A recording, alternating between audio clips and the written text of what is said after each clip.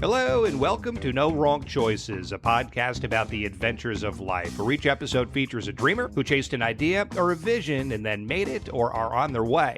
Along with Larry Shea and Tushar Saxena, I'm Larry Samuels. If you've been enjoying the show, please be sure to follow us on your favorite podcasting platform so that you're alerted when a new episode is live, or say hello by visiting our website at NoWrongChoices.com, or check us out on Facebook, Twitter, and Instagram by searching for No Wrong Choices. Joining us on today's episode is a talk show host, DJ, producer, and leading voice of Sirius XM's E Street Radio, Jim Rotolo. And, typically this is where I throw the conversation to either Larry or Tushar, but as the resident Springsteen fanatic on this podcast, I'm going to keep the microphone for a moment. I take some offense to that. With no offense to that whatsoever. So, to me, this is a meaningful conversation and one that I've really wanted to have because I've been listening to E Street Nation or E Street Radio for years, and I've really enjoyed Jim's work, and he does such a great job interviewing people and digging into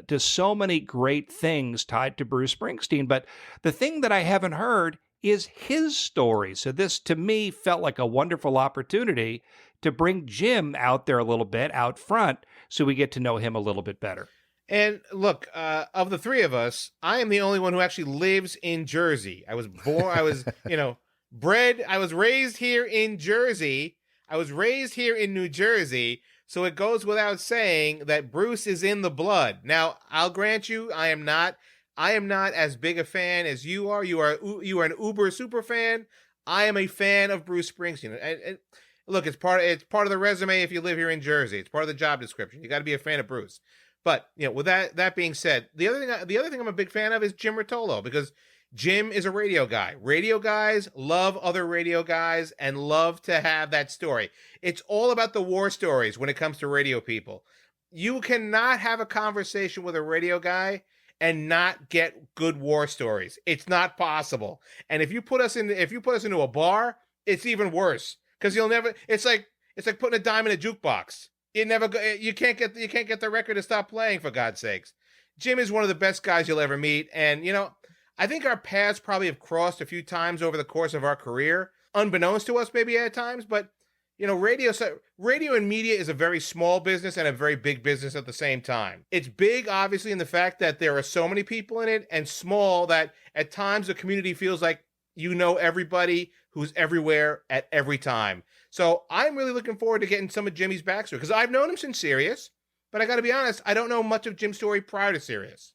Yeah, I'm also a big fan of Jim Rotolo. I mean, I still work at Sirius, and so does Jim, so we're colleagues still. But one of the things that's happened because of the pandemic is we're not going into the office and seeing each other anymore, So I used to bump into Jim in the hallways, and it was never a 2-minute conversation. We would always, hang out and talk about his Raiders or my Buffalo Bills or whatever. And he's one of the good guys in the business, like you said, T, He's just a good guy, yeah. He's just a great guy. And we did a show together, and I'm hoping it comes up, because I was really proud of the show that we did together, Guys Uncensored. And it was a lot of fun to do it. And he's you meet a lot of people in this business. Jim's one of the good guys, and it's going to be super great to catch up with him. For sure. Well, here's one of the good guys, Jim Rotolo. Now joining No Wrong Choices is a talk show host, DJ, producer, and leading voice of Sirius XM's E Street Radio. I'm, of course, referring to Jim Rotolo. Jim, thank you so much for joining us. Thanks, guys. Pleasure to be here. Hey, Jim, I've had, this is Tushar. Jim, I've had the opportunity to know you for a long time. And yes. Like all old radio people, we love to talk war stories, and you and I probably talked to more than our fair share at whatever local bar we had a chance to sit down and share a couple of drinks. Now, obviously, you're a big shot over at E Street Radio, but I'll say this: I don't know a great deal of your backstory. To be honest with you, I'd love to know, much like a lot of us, how you got in the business. Where was your start in radio? So I started at the hot rockin', flame-throwing Z100 in New York City, the top 40 station, as a phone screener. It was a part-time phone screener shift at night, and I was answering request lines and then also phone screening for Love Phones, which was, if you guys remember. What year was that? That was 95.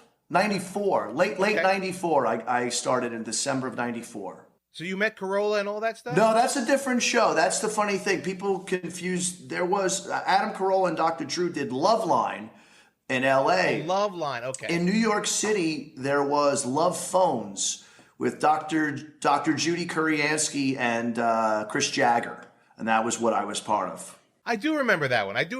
Okay.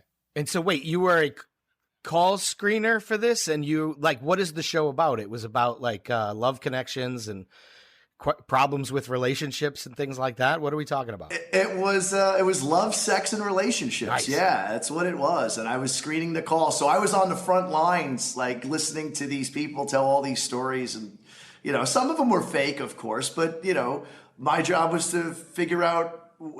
Make good radio. It didn't matter if your call was fake. Can you pull it off? Yeah. It's a highly entertaining subject, to say the least. Let's go back a little further, though, because I do want to know, did you study radio in college? You said you got this job a little after you graduated. Was the dream always radio, or did you fall into it? And how did that happen? How was the transition, and did you study to become this? Well, I did, yeah. So when I was in high school, I really didn't have an idea of what I wanted to do until maybe about my junior or senior year. And I was I played sports. I played football and baseball in high school. And I knew I wasn't going to be good enough to get scholarships and move on to the next level. So I had to start thinking about, what do I really want to do? And I wasn't quite sure, but something about performing was always something I was interested in. Whether it was on a baseball field or on a football field. So I started thinking about acting, and then I thought, well, I want to eat. So maybe acting's not a So I know what I'll do. I'll go into radio. Well, really, my thoughts were to be somewhere in the TV production or radio production. I was always a big music fan. And so that was really the goal, to maybe be a cameraman or I didn't even know what those jobs were. I knew nothing about the industry. I had no help. I didn't know, I thought DJs played their own records, or their own songs. I didn't know anything about program directors or anything like that. So I went to college for communications at William Patterson College, which is now a university in Wayne, New Jersey, and just tried to absorb as much as I could. And it's funny, during that time, I commuted. I didn't live away at college. Once a week, I would go grocery shopping for my grandparents. They were getting up in years and weren't really moving around much. And my grandfather, who was this old Ukrainian guy, would sit in the living room and listen to the radio, like many of that generation did. And he would listen to talk radio. And he'd have me sit there and listen to this guy and listen to this guy. And I was kind of captivated by it, because the people that he was listening to were powerful. They had a command of the English language, and they were also they were very good storytellers. And I said to myself, that's something I would be interested in doing. As well as, maybe playing music. So that's sort of where I started leaning towards radio. And did you leverage that at William Patterson? Were you on the air there? Did you do a bunch of shows? I did. So the real funny thing is, and this is, as all of us are radio guys, you'll appreciate, most college radio, you get to do your own show and you get to bring your own music in and kind of create your own little, niche show. Not at William Patterson. We were we would run a professional radio station, which meant a program director, a music director, sales team. I was actually sales manager. We had commercials, and the format that was selected was adult contemporary. So now you have these, so now I'm 20 years old and I'm playing, Michael Bolton Said I Love You, But I Lied. And it's like, this is not. And you had to sell that. Or if I ever hear Ace of Base, I Saw the Sign One More Time. I mean, these were the songs that I was playing, and I was doing a 6 a.m. shift, and it was just like torture. But I do like "Don't Turn Around" by Ace of Base. I can't lie. But Michael Bolton at 6 a.m., that's got to be tough. And Meatloaf, I Do Anything for Love. I mean, these were it was all of that. It was that Bryan Adams song from the Robin Hood sound, like all of those songs, one after another. And every shift we played them. And you could not deviate. The program director, who was a professor on the campus, he would pull you off. You know, you and I have a very similar story in that sense, Jim, is that I started off, obviously, same way, college radio. I was over at Fordham. So for me, it was WFUV. FUV was the same way. It was a professional station. I was part of the student staff for sports. And the same thing. We had a very specific, we had a hierarchy there as well. We ran a professional station we ran as close to a professional station as possible. I think at some point, I was obviously one of the on-air hosts and a play-by-play guy. I never got to be the sports director over there, but I understand where you're coming from. And yes, William Pat, even a couple of the other schools in the New Jersey area had that same type of format. So your time there really set you up well to move into the big New York market. Did you do any internships then during your time at William Pat or no? I did not. This is probably, it's a bit, I guess it's ignorant now to think about it, but I didn't quite grasp the concept of working for no money. I just refused to do it. And also, it's not ignorant. I don't know why I did it either. Yeah, and also I was bartending 5 days a week, pulling in, some serious money. So the thought of giving up a bar shift where I could have pulled a few $100 in to go, get coffee for somebody or, whatever, be a seat filler on a TV set, a talk show, just seemed ridiculous to me. I just didn't understand the concept. At least pay me something. I would have taken I would have taken a few bucks, but just don't.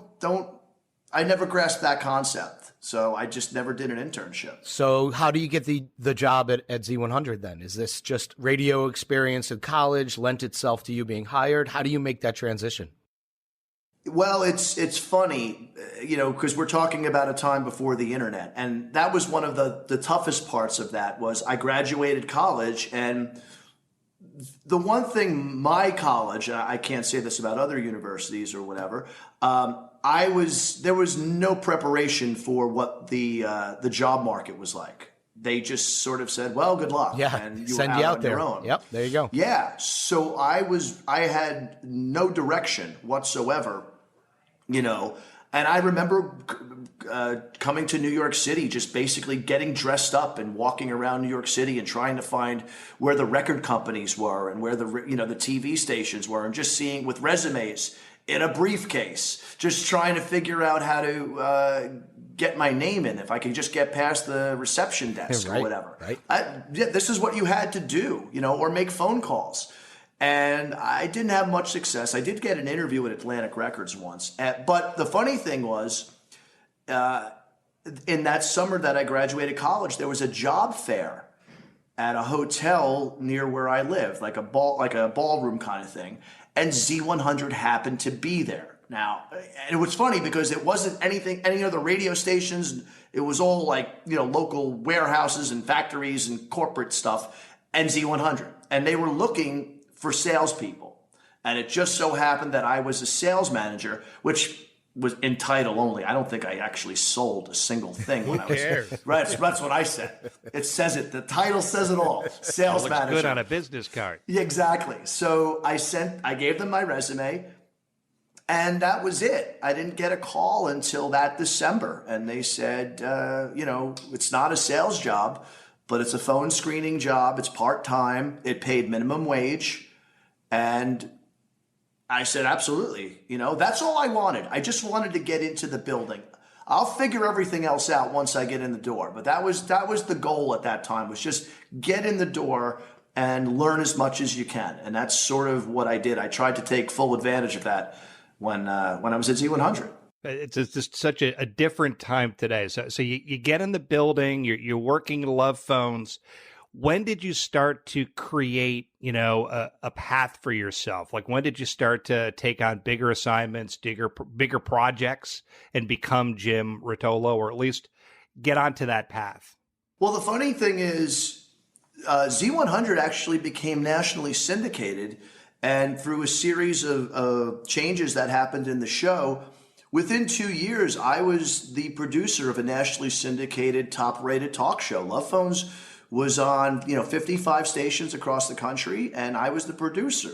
And I was the producer at that time, and that was a big accomplishment. And for me, I thought it was, and that was great. And then things kind of changed. The show ran its course; it died out, and my feeling was always, well, keep moving and stay employed no matter what, because if this show gets canceled, you're out, and you may not get back in.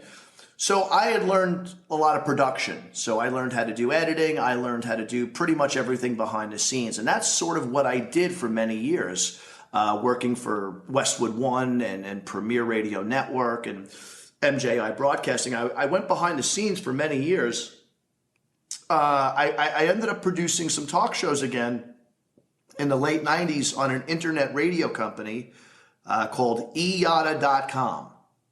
Like yada, yada, yada, with an E in front of it, which was a lot of fun, and except that we didn't get any phone calls because everybody was still using a dial-up. We were about a year and a half away from the technology, but how long were you at eYada for? Almost a year. I would say. Well, I think we did a year. I think 99 into 2000, right before. Yeah, I think we were there for the turn of the century, and then. Jim, I'm going to tell you this. You and I may have met at some point over there. Were you at eYada? I worked there. Did you work there? I worked there for like a year, and part time, a little bit here and there, but I definitely did some work over there. I worked with. You remember Ellen Roberts? Yeah, sports. Yeah, she was doing a show. I forget with who at the time. Was it Don LaGreca? Yeah, she did a show with Don. Yes. I would board up that show on occasion. Okay. Small world. So You and yeah, I probably met over there. yeah. So I was over there. I produced a whole bunch of shows there. And I ended up producing another sex show called Sex Bites. It was hosted by Bob Berkowitz.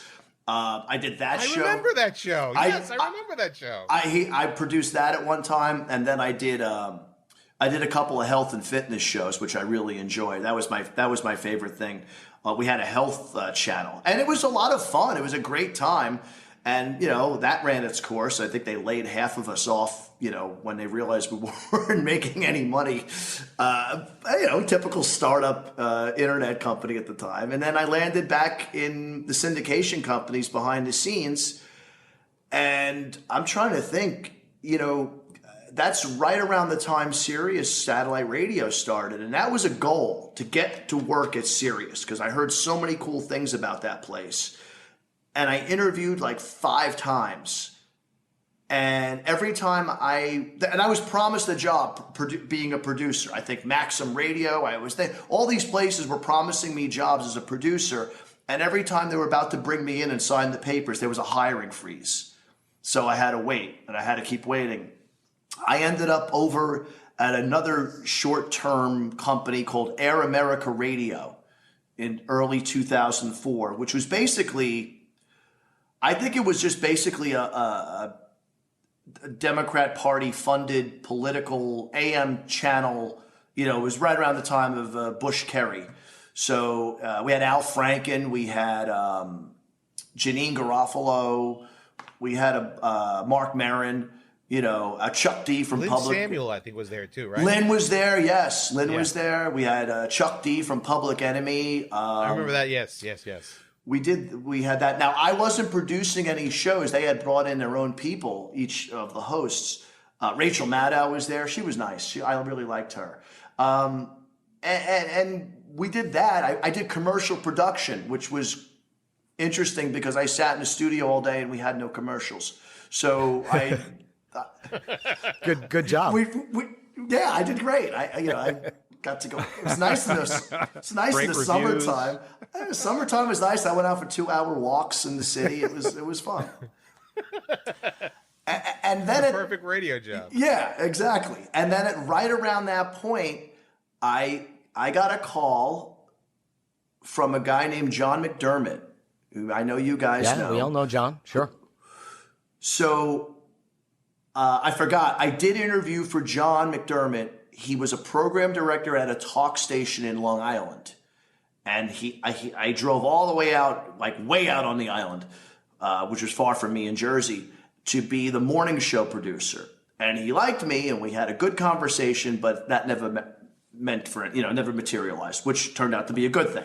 So then John McDermott, a year later, is at Sirius Satellite Radio, and he remembered me, and he called me in, and he said, we have a brand new show with a brand new host. His name is Dave Marsh, the rock critic from Cream Magazine and all that. And I'm like, oh, wow. So they say he's going to do a Sunday morning show. There's a producer position for you. He's never done radio before. You have a lot of radio producing experience. Teach him the ropes, get him through.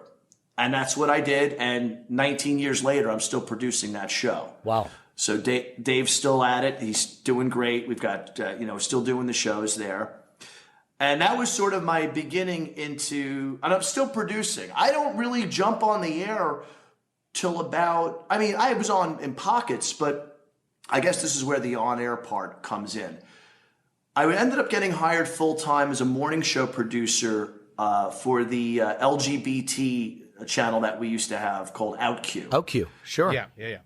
So they again had two hosts that had never done radio before.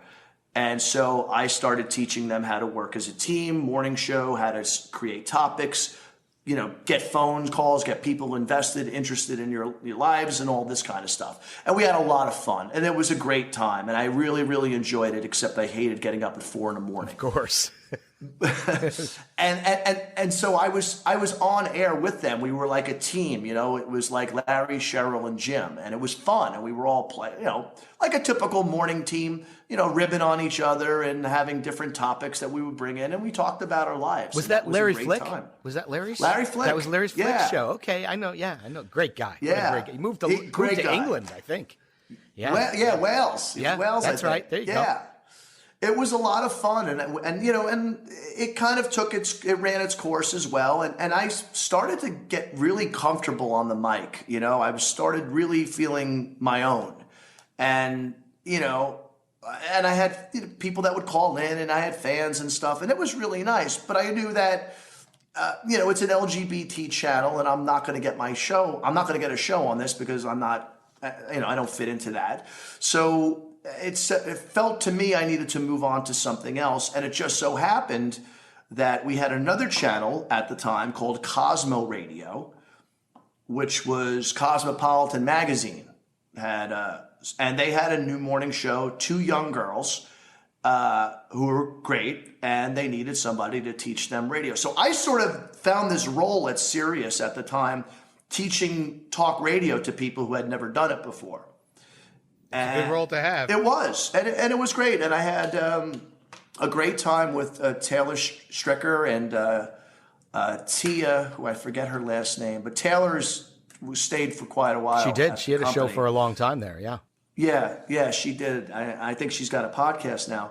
And that was a lot of fun. I had a great time with them, and I learned a lot. I know more about makeup than I ever thought I ever would. And that's where, that's where I met Larry Shea. Yeah, we were working together. That's right. So your life changed. That's right. Your life changed at that very moment. Straight downhill. That's right. So one of the shows that they came up with on Cosmo Radio was a show called Guys Uncensored, and the concept was for the listeners, which was predominantly female. This is what guys talk about when women are not around. Okay. This was perfect. And I got So you want to talk to Larry Shea Yes, about you want to that? talk to Larry Shea about What this. does he know? Without question. So they said to me, how do you, this is your thing, round up your friends, like 3 or 4 guys, do it someplace on location if you want, and just make sure you kind of keep the topics to a certain thing, and that could be somewhat related to the magazine each month or whatever. So topical. So I said, okay, fine. I had a connection at Mickey Mantle's Bar and Grill that is no longer there on West 56th Street. So we did the show at Mickey Mantle's once a week. We taped it. I had portable equipment, and I asked Larry to be a part of it, and it was us, and I had a friend, Andrew, who was there. I mean, this was the best gig ever. Can I just jump in here? Because, you know, you go to Mickey Mantle's, you order a beer, you have a burger or something, they crack the mics, and you're talking about, you know, a bunch of guys hanging out at Mickey Mantle's. You know, it was the best, man. Drinking beers. I mean, what could go wrong? And we had a good deal. We had a good deal because the beer was free. We just had to pay for food. That's right. That's all we had to pay for. That's right. So the best part of this, so this is really my debut into hosting something. So I'm hosting a roundtable once a week, and we're talking about topics, and we're recording all this. So I think we recorded about 15 episodes, and I want to say maybe 5 aired. Right. Because the truth of the matter is, they didn't want to hear what guys say when the girls are not around. That's right. And I remember having these arguments with the team, you know, like my bosses, and they were like, we can't air this. And I would say, why? And they said, because women don't want to hear this. I said, well, this is the concept of the show. This is what men talk about. I said, this is what men talk about. And they were like, yeah, but they don't want you to talk about that. But I said, that's not how this... Anyway, the whole thing was frustrating. And it was great. We had a great time doing it. It was a good time, Jim. Let's be real. It was a great time. In fact, my friend Andrew still sends me text messages. He still has the recordings of them. I do too. And he plays them. I do too. I'll have to dig those up one day. And so here's where things turn a bit. And I don't know if you guys knew this. I quit. I didn't know. I quit. You quit Sirius, or you quit the show? I quit Sirius for the... Well, so here's what I did. There was no... I was at a point where I couldn't do this anymore. I just couldn't do... I was doing the morning show at Cosmo, and the girls were great, and it was all fun. And I was doing Guys Uncensored, but I got to the point where I was stuck. There was no way I could get out. There was no place for me to break through and do this. And so I voluntarily stepped down with the exception of I still want to produce Dave Marsh's show on Sundays. So I went from full-time status down to working 1 day a week.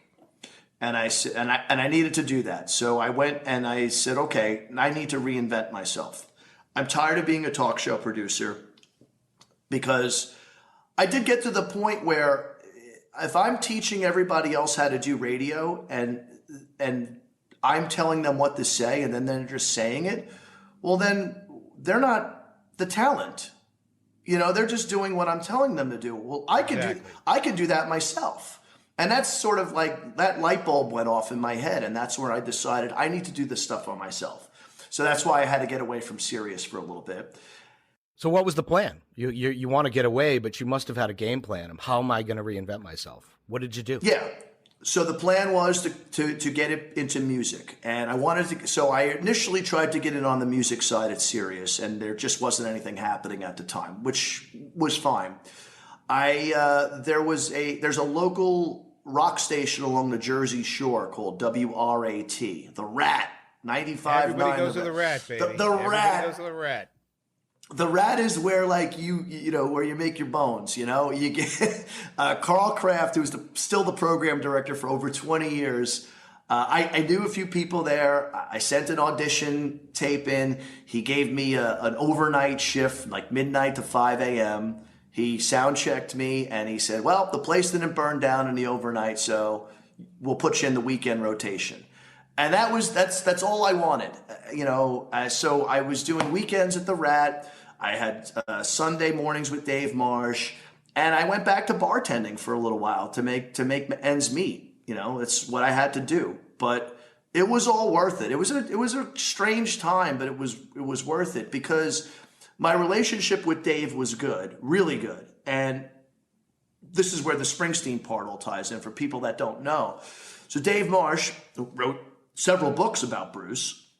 His wife, Barbara Carr, was one of Bruce's managers. And so I was spending time with Dave, was able to go to a bunch of the concerts, and I've met people there. And they had come up with this idea of E Street Radio for Sirius XM, which was only supposed to be a temporary channel for Bruce's Born to Run anniversary box set. Bruce came up to Sirius. Dave and him did a nice interview. I engineered it. It was wonderful. Not thinking long term, well, the channel disappeared after it ran its course. But Dave Marsh and Bruce's management and management at Sirius XM decided to bring the channel back as the first artist-based 24/7 channel on the platform. And so now there was a place for me to come back to. And Dave had a show of his own called Live from East Street Nation. I was producing that, and I was back full time with the company. And I'm still doing the RAT, WRAT, and then I think I moved over to WDHA, which is another station in Jersey at the time. And I was trying to think of something I could do on my own. And I had this idea. Now, we're all sports fans, right? Sure. So we love, we go to games. I know you're Bills fans with Giants. I don't know what other teams you guys like. Giants over here. Giants. Okay. Right. So I had a Jet. I'm not a Jet fan, but I had Jet season tickets for many, many years. Me and 7 of my closest friends. And when I tell you we tailgated hard, man, we had some crazy stuff, but we took it seriously. It was important to us. We looked forward to those Sundays. And much like going to a concert, you tailgate, in this big stadiums or arenas. And what do you do with those tailgates? Well, you drink beer and you eat and you talk to the people that pulled up next to you and to the left and to the right. And you talk about, if it's sports, you talk about the games, all the different details. So what place are they in? Did you see last week? I hope this week this guy kicks better, all that kind of stuff. And the same thing with concerts. You talk about, I saw the band on the last tour, or I hope they played this song tonight. So I had this idea of a tailgate party on the radio with Bruce Springsteen fans. And it would be a request show where people would request songs, but I would have a topic every week, much like if you were in a parking lot talking amongst people you had never met before. Anything from favorite opening song of a Bruce Springsteen album, or, a favorite female character, or, best live version of whatever, Thunder Road. There was all these different topics you could come up with. And I said, I can do this. I can build this community because it's there. And thankfully, Sirius XM and Dave Marsh and John Landau Management, they all gave me the green light to create this show. And in 2011, I debuted The Wild and the Innocent with Jim Rotolo on Sunday nights. On Friday nights at 6 p.m. Eastern time. And I knew the audience was there, and they showed up almost immediately, which I couldn't believe. And it's been quite something. I've been doing the show for over 10 years now. And there's a community of fans, actually a community of friends. I just did an event last weekend, and people had come up to me. This woman came in from Montana, and she said, I'm here with, and she mentioned 3 other people. And she said, we're all friends, and we all met because of your show. Look at that, Jim. It's interesting, Jim. I am a member of that community. I have been listening to your show since the very beginning. I'm a Springsteen fanatic. I've always followed along very closely. And one of the things that I wanted to get to was, how does it feel to be the voice of a community? I mean, is there a pressure that comes with that? Is there a sense of responsibility with that? Like, what is that like? It's a good question. I knew I could build something, and I knew that I could bring people together. I mean, it helps to have Bruce Springsteen music to do that with. But I don't see myself as any kind of like leader or kind of, I'm the creator of this. I mean, I did create it. I created the show, but it's just this nice community of people. It's a bit overwhelming at times because, especially when you go out to shows or events and you meet all these people and they want to tell you their story, and it's beautiful. I do my very best to listen to everybody and give them their time, because they have something that they want to share with me, and it's important to them. I meet families of Bruce Springsteen fans, generations. We've got a tour coming up, so I'll be out on the road seeing some of these shows, and we'll be doing some live broadcasts and things like that. It's amazing. It went far beyond what I ever realized it would be, and I'm very grateful for everybody that invests in the show and invests in E Street Radio. Like I said, it's a dream come true, and I just knew I could make something happen, and I could just do something more than play songs on the radio. That's amazing. And that's great. And that's kind of what I wanted to do. I think it's a good time to ask this question because we're talking about the community, and I don't want this to sound weird, but like, do you get asked to get messages? Do people treat you as a bit of a conduit to Bruce? And like, if so, how do you handle that? Like, obviously you're nice, but how do you handle, it is a responsibility, right? You're representing a little bit. Yeah, 100%. I get asked a lot of favors. People ask, can you get this to Bruce? I get that. And I tell people as nicely as I can, I don't have that.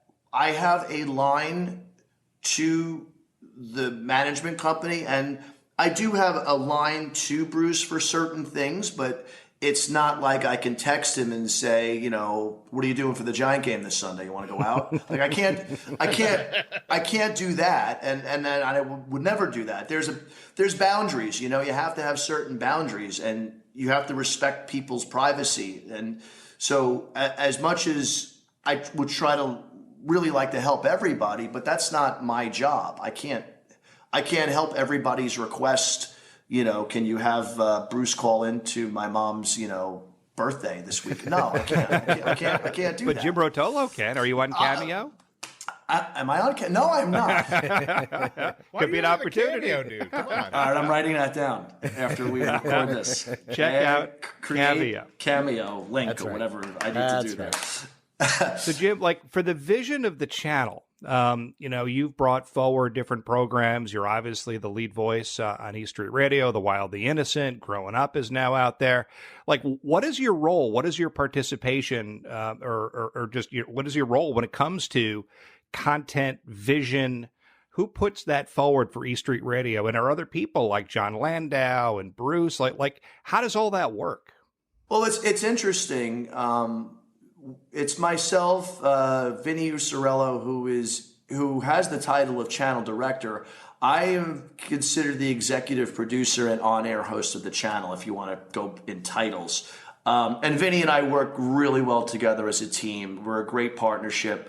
We both have a lot of different ideas that we put together, and we talk about what's coming up in the world of Bruce, calendar-wise, anniversaries, special guests, all those kinds of things. And we just always have different ways of taking the music and making it fresh again in some way, like repackaging it in certain ways. And everybody at John Landau and Bruce himself have been very, very supportive. Bruce did 29 episodes of his own show that he created during the pandemic called From My Home to Yours. And he recorded those at home. I helped produce those shows. So Bruce and I had lots of conversations during the pandemic about putting those shows together. They're all on him. I mean, he picked all the music and all of that. I just kind of put them together and seen whatever, little fine touches it needed. So, I mean, it is a team effort. My role is just to kind of keep the forward momentum on everything. There's lots of things going on. There's the Springsteen Archives and Center for American Music. They're building a whole museum in Long Branch on Monmouth University. So that's under construction, and they have it's officially certified from Bruce. So they have all these great archives and stuff, and memorabilia. So there's that. I mean, the guy is 73 years old. He's still making albums, and now he's going on a world tour. That helps. Yeah, for sure. It helps that he's active and he's busy and he's doing things. So we just keep moving along, and And now that we've got this tour that's about to happen, or by the time this airs, will have already been underway. So, and I think that's going to last for the next couple of years. So I'm excited about that. It keeps me busy. And I get to go see Bruce Springsteen concerts, which isn't a bad gig. You mentioned the pandemic just a few minutes ago. Would you say the show was more important or as important during pandemic? Well, which show? Bruce's show or my show? Yeah, or the channel in general, like your show, Bruce's show, etc. Well, what really, one of the things that changed during the pandemic was I had only been on air twice a week. I was doing the Live from East Street Nation with Dave Marsh, and then my Wild and Innocent show on Friday nights. Once the pandemic started, I started going on the air every day, and that's what I'm doing currently. I'm on 5 days a week. In the mornings, I do 9 to noon Eastern, and then I come back and do 5 to 8, Eastern. Why time. the change up? To keep in contact with people. I guess a friendly voice, to kind of keep the community, So, during the pandemic, everybody disappeared. Everybody went and locked, down. And, I think the great thing about what we did with E Street and Sirius XM in general is just we found ways to keep the connection there between our subscribers and the music, We were live on New Year's Eve of 2020. I did the countdown to midnight. I had Bruce call in and, Southside Johnny. We tried to comfort as best we could during those times. And Bruce definitely stepped up by doing these radio shows from my home to yours, and the fact that he wanted to get out there and stay connected with his audience. And especially there were some rocky times during that period. So, he had his own commentary on what was happening, and it felt comforting. And that's the word I think many of the fans have said to me, that during the pandemic, it felt good to hear your voice, which is a really sweet compliment. So that's what we did during that time. And Bruce released an album during that period as well. But those From My Home to Yours shows really made a huge difference. And then I was kind of there doing my thing as well. So we upped our game during the pandemic, and I think we did a really good job. Yeah, I think it's suffice to say this community and what you do is very special and unique among fan bases, and you are that conduit, right? It's super important. I love hearing about your story and how you got to where you are. I mean, do you have a professional highlight at this point? Is it a moment? Is it an interview? Is it a concert? Is it give me your professional highlight, because you're living a dream right now. It sounds like. Yeah, well, it's interesting. I don't really feel like I work for a living, so it took me a while to get there. But as one of my close friends said to me one day, I had him on the radio. We were doing an on location show in Asbury Park. And he turned to me afterwards, and he had said, "You did have a plan, didn't you?" I said, well, I did. It just took a while. As far as a career highlight, I can't single out one particular thing. There are moments where you could be at a room or at a show or in somebody's home, and you kind of step outside yourself, or you kind of say to yourself, how did I get here? How did this happen? And those are my favorite moments, whether it's a time, I tell a story about having a turkey sandwich with Bruce at his home, which is a very long story. That's kind of surreal. Right, exactly. And that's one of those moments where it's like, how did this happen? I was like making martinis like 5 years ago or whatever time it was. So things like that are sort of, I guess, my personal highlights. I mean, yes, being around the Bruce world and all these years and the backstage stuff, the family of people and it's a family backstage. They're great people, and they've been so welcoming to me. Those moments have been great. Meeting so many famous people and having conversations like I do now with my new show, Growing Up, and having these one-to-ones with people that are known throughout the U.S., some throughout the world. I mean, these are all great moments. I think the best is just the fact that I've been able to have some ideas and bring them to fruition, that they've been able to, I could take something that I was thinking about and actually make it happen. I think those are the best career highlights, creating 2 radio shows. All right, let's talk the flip side of that. So obviously, as you said, at one point you did quit from Sirius, and you had some lowlights in your career. So was there, because it's not, for those who want to get into the business, it's not all champagne and roses, right? So there's also the point where you say to yourself, is it even worth it, and do I want to quit? So was there a moment or a couple of moments where in the career you said to yourself, I'm done, I can't take it anymore? No, the one thing that I've always prided myself on in this industry is persistence. I guess that's sort of my sports upbringing is, if you want to be good at something, you have to keep working at it. So that was always, there are times when you're like, why am I doing this? Especially in the beginning when you're making no money and you're working, you're missing holidays and you're missing events because you're working Christmas Day or you're working Thanksgiving and you're not with your family, and everybody and all your other friends are celebrating with their families and stuff. But you're doing this because you love what you do. I don't regret anything. I think the only thing I might have done differently would be, I think my education should have been different. I wish I went to a better school. I wish I had a little more knowledge of how the industry worked before I tried to go out and pursue it. That was a very, that was a very frustrating time because I had no direction. So this is no secret. Many people in our industry went to, locally here in the New York metro area, you either went to like Seton Hall, which was known for their radio station, or everybody went to Syracuse University because Syracuse had this. Or Fordham, right. What the hell did I know? I didn't know any of that existed. I didn't know any. When I tell you I knew absolutely nothing, I knew absolutely nothing, and I had no.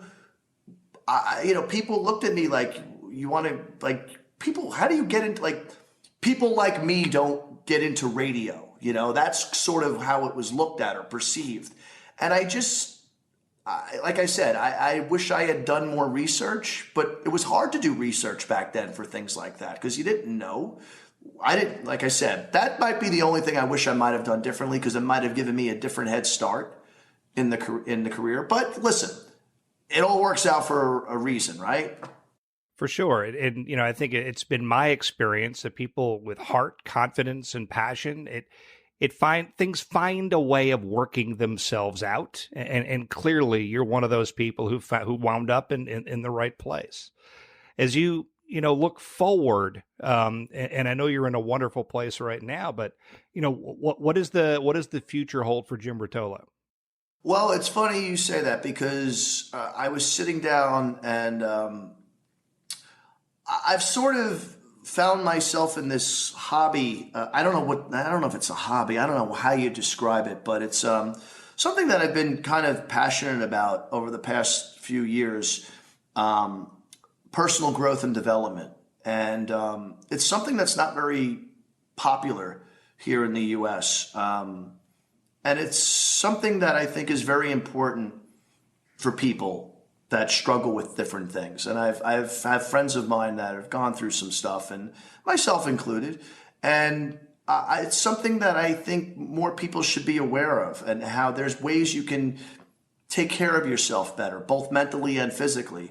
And I've been talking with a lot of different experts, and I'm thinking about starting my own podcast in regards to that. Something different, Really? Yeah. I mean, much like the same you guys, talking with me and others about their stories, there's a journey that we all go through. And there's a lot of people that don't get to achieve things for many different reasons. And, you can change your mindset by doing a few different things if you look at things a lot differently. And there's ways to go about doing that. But a lot of it is taking ownership on yourself and learning how to focus away from negative aspects of your life and turning them around and working at it. And that's what I mean by personal growth and development. And, you know, a lot of people choose not to do that. They rather, you know, take pills or, you know, avoid the uncomfortable stuff. And that's sort of where I want to maybe go into. I mean, I love music and I love what I do right now, and I will continue to do that. But this is sort of something that has piqued my interest over the past few years, you know. So I've talked with several doctors and other experts in this industry, and I just feel like it's something that's not been talked about here in the U.S. So I'm thinking about bringing a podcast and bringing some of these people on and having some of these conversations. So stay tuned for that. It's a great topic. Yeah, that's a great topic. And, you know, I personally have, you know, been touched a couple times recently by similar stories. So it would certainly be valuable and interesting to hear all kinds of different perspectives around that. So, Jim, you know, good luck with that and good luck with everything you're doing. Can you quickly go through a list of the different programs and the different places that people can find you? Sure. So my weekly all request show, The Wild and the Innocent with Jim Rotolo, is Fridays 6 East, 3 West. We do that for 2 hours every Friday. It's a lot of fun. You call in at 877-70-BRUCE, which is 702 yeah, 8. I always say it every day. 877-702-7823. That's a lot of fun. I have a show called Growing Up where I sit down and have a conversation with Bruce's more notable fans. I just talked with Allison Williams. We had a great conversation. That's going to be coming up soon. I talked with Penn Jillette, Ralph Macchio, Judd Apatow, all hardcore Bruce fans, and that's always fun talking with them. And I get a little bit of their story as well along the way. So that you can find. It'll be there. All those shows are on demand on the SXM app. Just search E Street Radio, and you'll find the listings there. And so and then you can hear me weekdays 9 to noon East, and also 5 to 8 East, and everything else that comes along the way. I'll let you guys know. Jim Rotolo on Instagram, at Jim Rotolo on Twitter, and The Wild and the Innocent with Jim Rotolo is the show's Facebook page, and you can always find me on Facebook as Jim Rotolo. Awesome. And the one question I have to ask you as the resident Bruce fan on this program. Yes. You may or may not air before the first show coming up in Tampa. Do you have a prediction for what the first show or first song of the tour is going to be? It's funny you ask that, Larry, because that was a topic a few weeks ago. So I will tell you what I think the opening, and not only will I tell you what the song is, I'm going to give you the scenario of how it's going to open. This is in my own little warped mind. And the best part about this is that it might air after things happen, so we get to see if you're right. Right. I could be completely not even close. Do we want to put money on this? No, but who knows? So here's what I'm thinking, right? The crowd's there. Everybody's, you know, super high and can't wait for this, you know, show. The walk-on music's happening. Lights go down. Arena's completely dark. Band takes the stage. You can kind of see them, but you can't. They all get to their spots. You hear the opening drums. The crowd's building up, and then all the lights go on, and you see Bruce sing the opening lines. I hear the sound of your guitar. Ghost will be the first song. Interesting. Of the tour. Okay. That has been my thought too. I think it will be something from that album. And what else would it be other than Ghosts? Burnin' Train, possibly. I love that song. Me too. Love that song. Yeah, we start the Wild and the Innocent every week with that. I've made that song sort of the unofficial theme of the show. Love it. So look at you too. So Ghost is the prediction. That's my prediction, yes. Okay. Well, we will circle back around and find out whether or not you called it right very, very soon. All right. So Jim, with that, thank you for joining us today. Jim. Thank you, guys. It's great to talk with you, and hopefully we'll all get together, a beer. Let's get some drinks. Love yeah, that. we got to get together real soon, Jimmy. All right. Sounds good, guys. Thanks again for having me. All right. Thank you for coming on. Take care. Well, another great conversation for us. Thank you so much to Jim for joining us. And for all the Springsteen fans out there, I think we're going to hold him accountable, and we're going to come back around to see whether or not he gets his prediction of ghosts right. My guess is that he is, so I guess we'll see. But I'm obviously very excited for the tour. I'm telling you, you guys should put money on it. We should put money on this. I may send him a text right now. Yeah, Jim he's impressive, isn't he? I mean, we talked about what a great guy he is. I heard so many lessons in this interview. You know, he wasn't afraid to pound the pavement to look for a job. I mean, nowadays you would do that differently. It'd be internet, it would be contacts, LinkedIn, things like that. But man, he just had this perseverance that he deserves everything he gets at this point in his life, because here's a guy who kind of was giving it away for free, teaching other people how to be great radio talk show hosts. And he had the gumption, the wherewithal to kind of step back, step away, reassess, and reinvent himself. And I think that's impressive when you talk about a career path, because he already had his foot in the door, but was smart enough to take a step back and look at it from a different perspective. And I think that's a great way to go. And it's a real lesson there for you. The one thing I was very surprised that he said was, you know, that there are things he would change, right? I mean, we've talked to a lot of people thus far, and most of them say, you know, I really wouldn't change much. I really wouldn't change much of anything. But he said, yeah, I think there are changes that I think I would make, and one of them would be where I went to school. He's absolutely right. There are 3 schools in this area, 3 or 4 schools in this area where there is an alumni base which has deep roots in media in this area. I went to one of them. And that was one of the reasons why I went into the business, because I knew there were people there who could get you in the door. So what he did in a lot of ways is pretty remarkable, being able to bang the door down and get his foot in the door. I actually, you know what? Jim Rotolo is a really good guy, but what he really is a guy who shows a lot of perseverance. And there aren't a lot of people who have a lot of spirit to do that. And I have all kinds of respect for Jim Rotolo and what he's done, because he really has turned himself into one of the better broadcasters in this industry, being a good guy and staying true to who he is. For sure. And, there's something to be said for keep moving your feet, keep going, et cetera, and things will break your way. And that certainly happened for Jim. He made this opportunity happen for himself by just by keeping at it. The other thing that I found, so compelling, which I wanted to get to in the conversation, was the sense of responsibility in a way that he has for this Springsteen community. I mean, he's in a very unique place where he's a facilitator, and he's sort of like this glue between all these different people who have such a love and a passion for Springsteen and his music. And he's in a unique spot that very few people are in. So to hear that perspective and to hear what that's like, to me, I found very, very interesting. I think that's a great point. I'm glad you brought it up. And I also think, taking a concept, the whole, tailgating concept, right, for this venue, and kind of having that vision, I think is super interesting that was his vision. I never would have considered that, but now it all makes sense that gives you the real story, right? Having that tailgating vision of how can we all get ready and get amped up for this together, and then bringing it to fruition. I think it says a lot about who he is and how he was able to take a vision and make it reality. There is one question I did want to ask him, which I never had a chance. You want to know what it was? Go. Right. What is it? So I forget someone say something for God's sake. Yeah.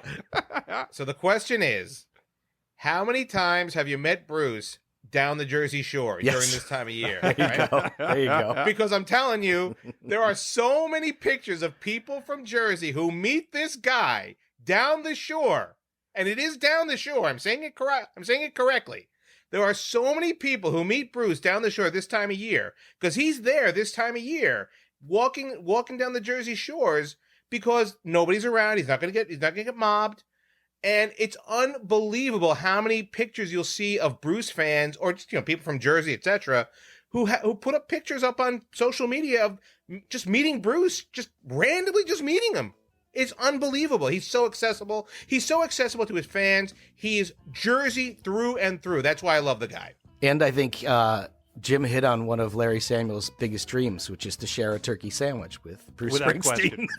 No.